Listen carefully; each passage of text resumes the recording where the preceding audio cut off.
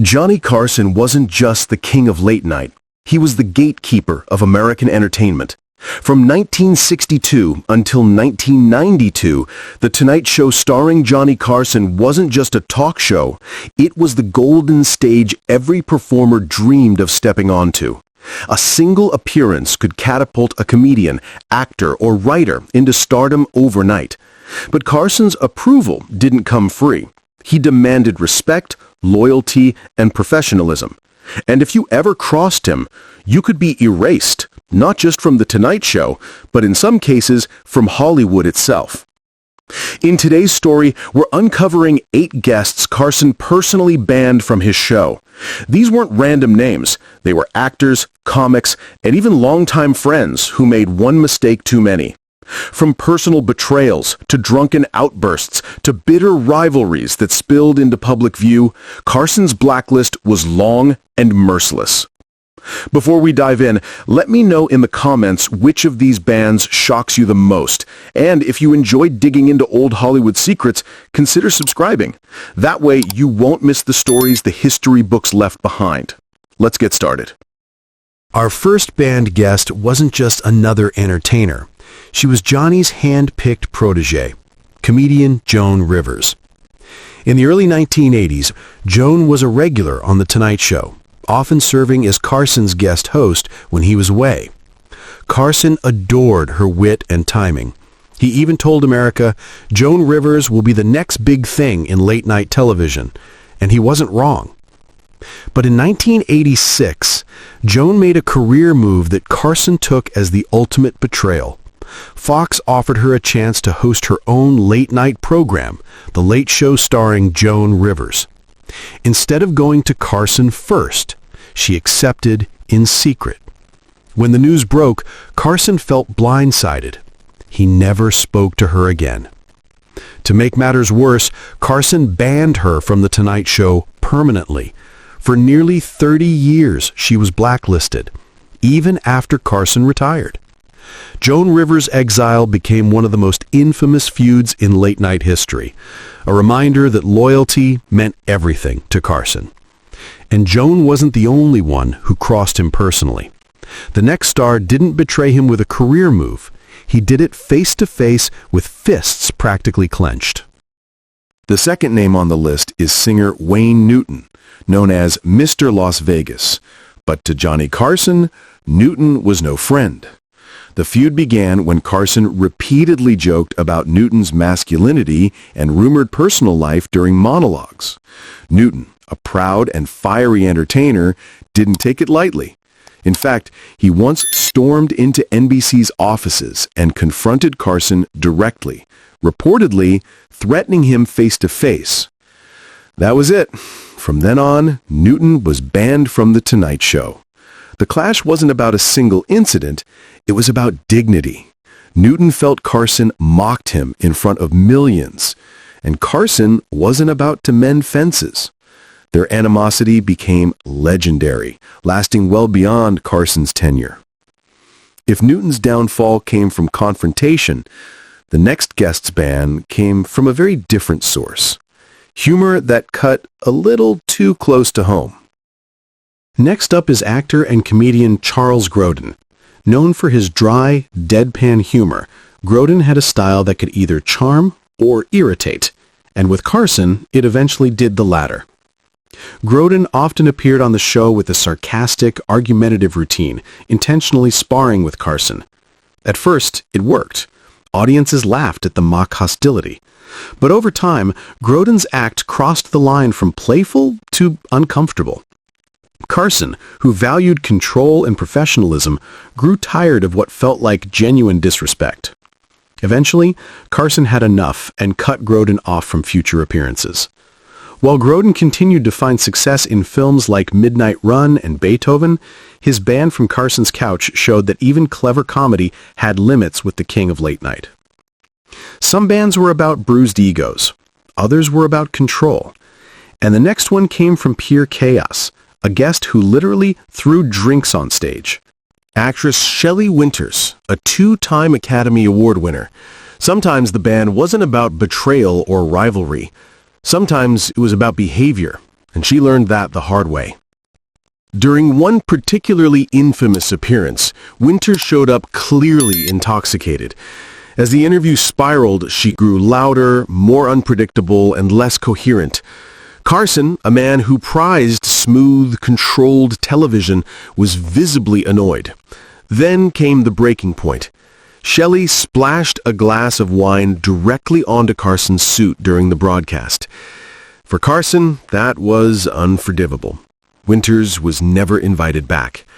Her story was a reminder that on Carson's stage, one chaotic night could erase an entire career of goodwill. It was proof that Carson valued control above spectacle.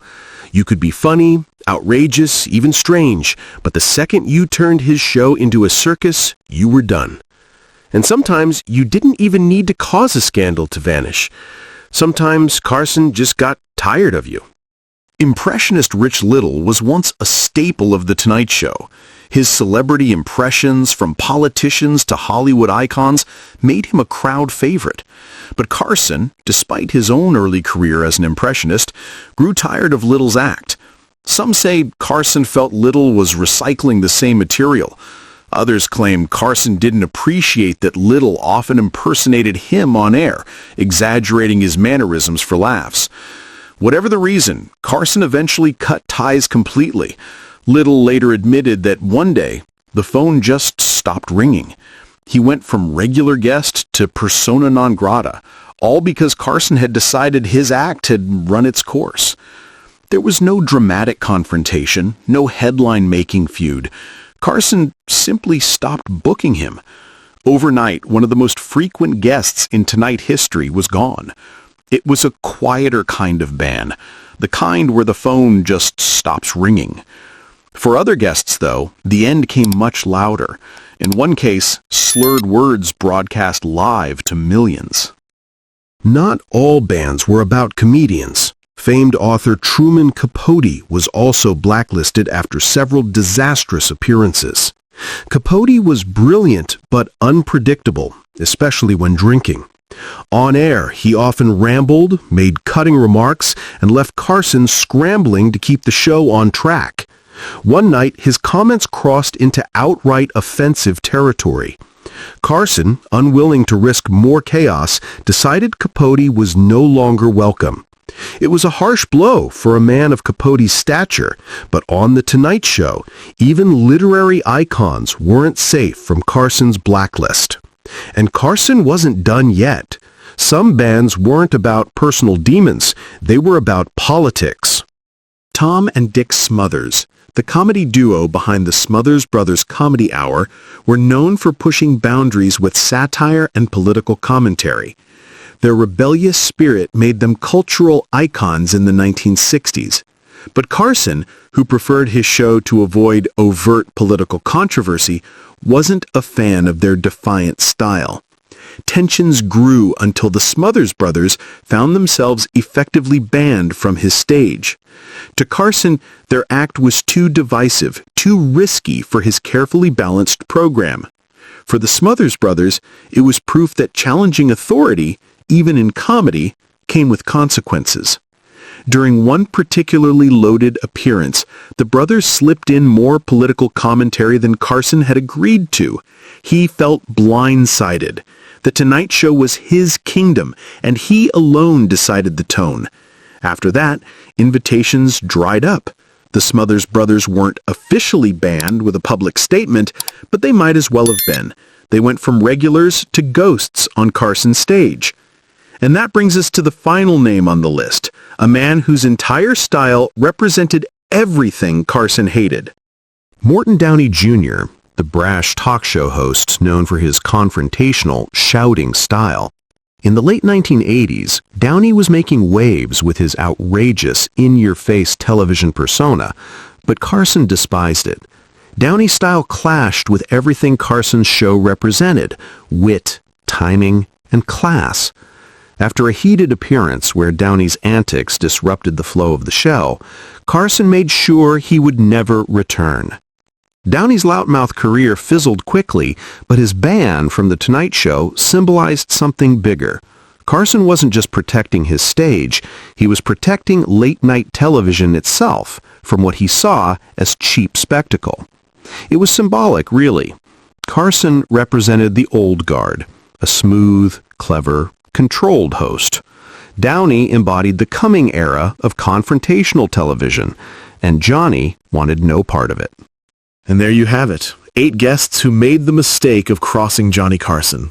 Some were friends who betrayed him, others were stars undone by their own behavior, and a few simply clashed with Carson's vision of what late-night television should be. For 3 decades, Carson ruled The Tonight Show with charm and authority, but behind the curtain, he was also ruthless. To be welcomed onto his couch was an honor. To be banned from it was a punishment that could follow you for life. It leaves us with a question. In today's world of dozens of late-night shows and endless streaming platforms, could any single host ever wield that kind of power again? Or was Johnny Carson truly the last of his kind? Let me know your thoughts in the comments. And if you enjoyed this dive into Hollywood history, make sure you're subscribed for more stories from the golden age of television. Because as Johnny Carson proved, the spotlight may shine bright, but it only takes one wrong move to be cast out of it forever.